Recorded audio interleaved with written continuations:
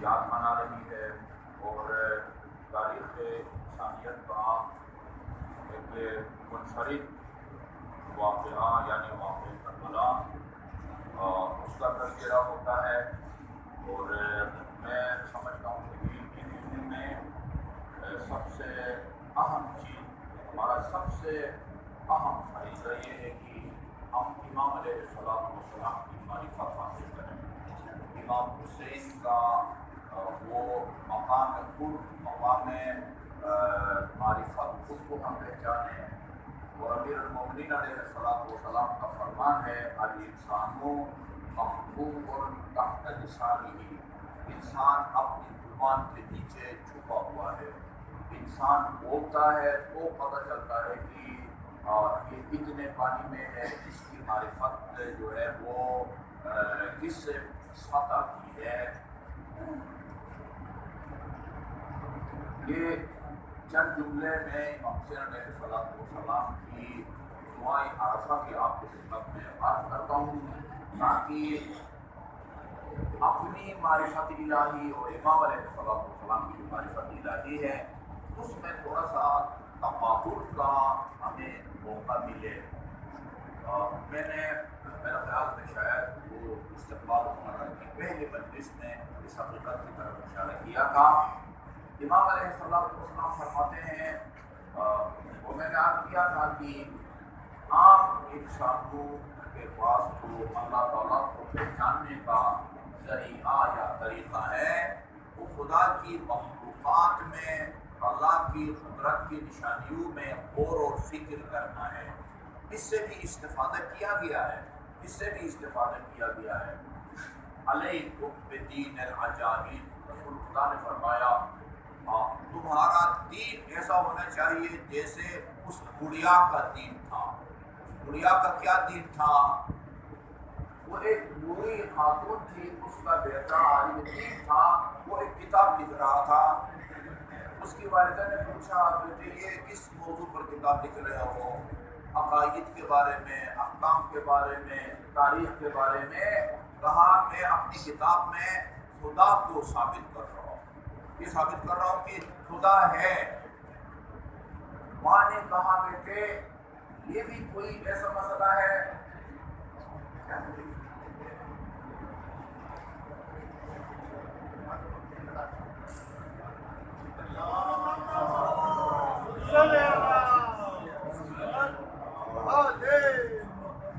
یہ بھی کوئی ایسا مسئلہ ہے کہ جس کو ثابت کرنے کی ضرورت ہے؟ اس کے بعد چرخہ کا چرخہ جس سے حکوم کانچ کے دھاگا بناتے ہیں، کہا کہ بیٹے یہ میرے پاس بھی چرخہ ہے، میں اس کو جب تک گھماتی ہوں ہاتھ سے یہ اس کی گراڑی چلتی ہے، ہاتھ اٹھا لیتی ہوں یہ رک جاتا ہے۔ یہ میرا چھوٹا سا چرخہ میری حرکت کے بغیر اگر نہیں ہلتا، اس پوری کائنات کے پیچیدہ نظام کے بارے میں کون یہ سوچ سکتا ہے کہ یہ پیچیدہ نظام خود بخود چلتا ہوگا؟ رسول اللہ نے فرمایا علیکم بدین العجائب، تمہارا دین کائنات کے بارے میں تمہاری سوچ، عقیدہ اور نظریہ ایسا ہونا چاہیے۔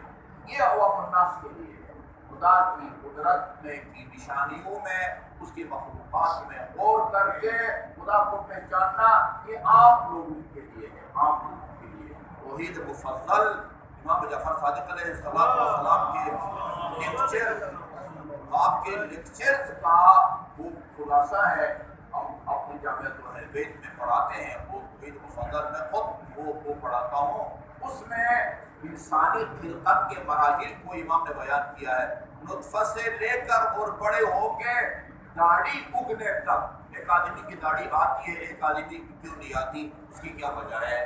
ایسا لگتا ہے جیسے کسی میڈیکل کالج کے سینئر اٹامن کیا کہتے ہیں اناٹمی کے پروفیسر ہیں، جو اعضائے بدن کے بارے میں مہارت کرتا ہے، دل کی کارکردگی، گردے کی کارکردگی، پھیپھڑے کی کارکردگی، وہ آپ نے فرمائی ان چیزوں میں غور کرو، لیکن یہ عوام الناس کے لیے ہے۔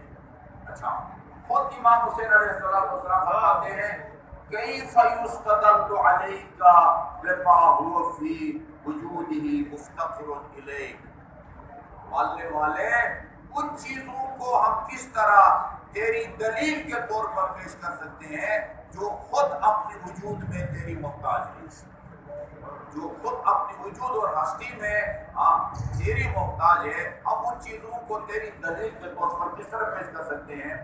اَيَقُولُ لَغَيْرِكَ مِنَ الظُّهُورِ مَا لَيْسَ لَكَ، کیا اس کائنات میں تجھ سے زیادہ کوئی آشکار اور نمایاں حقیقت ہے؟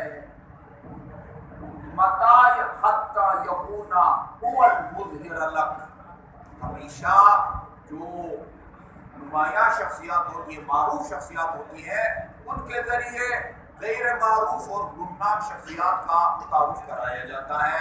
اگر ایک آدمی کا باپ زیادہ مشہور ہے تو پھر بیٹے کا تعارف کراتے وقت کہا جاتا ہے یہ فلان صاحب کا بیٹا ہے۔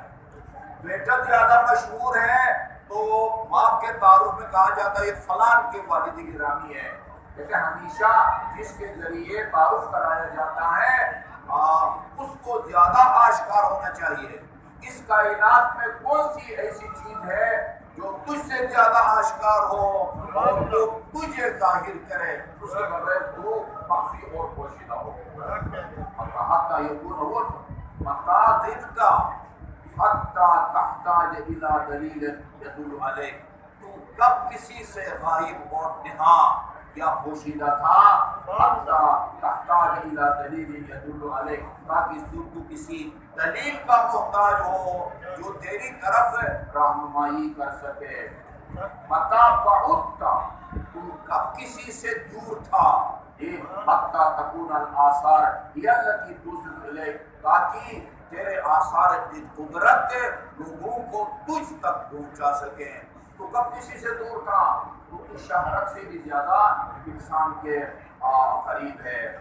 عمیت عین لا تری، بہت سارے اہل منبر کو میں نے سنا ہے اتنا پڑھتے ہیں عمیت عین لا تری، ترجمہ یہ کرتے ہیں وہ آنکھ اندھی ہو جو تجھے نہ دیکھے۔ آگے نہیں پڑھا جاتا ہے عمیت عین لا تراک علیہا رقیبا، وہ آنکھ اندھی ہو جو تجھے اپنے اوپر نگران نہیں سمجھتی۔ یہی ترجمہ ہے، یہ ترجمہ نہیں ہے کہ وہ آنکھ اندھی ہو جو تجھے نہیں دیکھ سکتی۔ آنکھوں سے تو خدا کو دیکھا نہیں جا سکتا، لا تدرکہ الابصار، عمیت عین لا تراک علیہا رقیبا، وہ آنکھ اندھی ہو جو تجھے اپنا نگہبان اور نگران نہیں سمجھتی۔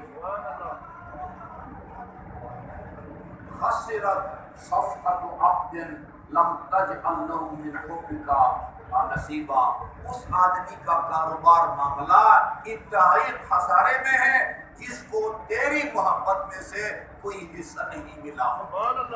خسرت صفقۃ عبد لم تجعل له من حبک نصیبا، میں نے ترجمہ تھوڑا سا مختلف کیا ہے، یعنی اس آدمی کا کاروبار، اس آدمی کا معاملہ خسارے میں ہے جس کے لیے تو نے اپنی محبت میں سے کوئی حصہ مقرر نہیں فرمایا۔ الہی کلی ظاہر بین یدیک، میری انکساری تیری بارگاہ میں نمایاں اور آشکار ہے۔ وہذا حال لا یخفی علیک، میری یہ حالت تجھ سے پوشیدہ نہیں ہے۔ من کا عبد الوصول الیک، میں تجھ سے تجھ تک رسائی مانگتا ہوں۔ سبحان اللہ، کیا کہنے، یہ کوئی اور نہیں کہہ سکتا، تجھ سے تجھ تک رسائی مانگتا ہوں۔ وبک استدل علیک، میں تجھے تیرے اوپر تیرے لیے دلیل قرار دیتا ہوں۔ امام سجاد کا بھی یہ جملہ ہے، بک عرفتک، میں نے تجھے تیرے ذریعے پہچانا ہے، تیرے قدرت کے آثار کے ذریعے نہیں، تجھے خود تیرے ذریعے پہچانا ہے۔ یا فہدنی بنورک الیک، اپنے نور کے ذریعے یعنی تجھ تک میری رہنمائی فرما۔ اقمنی بصدق العبودیت بین یدیک، اور تیری بارگاہ میں صداقت پر مشتمل عبادت پر مجھے ثابت قدم رکھ۔ اللہ تعالیٰ صاحب اطہار کی ولایت اور امامت پر تا حیات ہم کو ثابت قدم رکھے۔ یا اللہ